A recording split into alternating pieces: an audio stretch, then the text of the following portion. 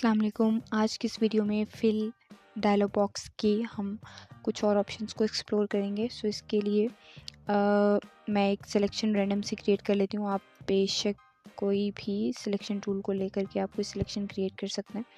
سو اب اگر ہم اس میں کلر کو فل کرنا ہے تو سب سے پہلے ہم شفٹ بیک اسپیس جب ہم پریس کرتے ہیں تو ہمارے پاس یہ فل کا جو ڈائلاگ باکس ہے یہ آ جاتا ہے.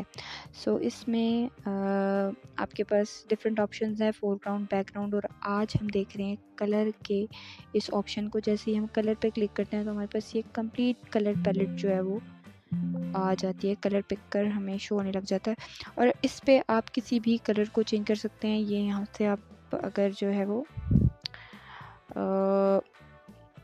آپ یہاں پہ کسی بھی کلر کو چینج کر سکتے ہیں، اپنے مرضی کے کسی بھی کلر کو آپ ادھر فل کر سکتے ہیں. اور یہ آپ دیکھ سکتے ہیں کہ ہم یہاں پہ لیٹ سپوز یہ گرین کلر اس کے اندر فل کر لیتے ہیں تو یہ کا رائٹ.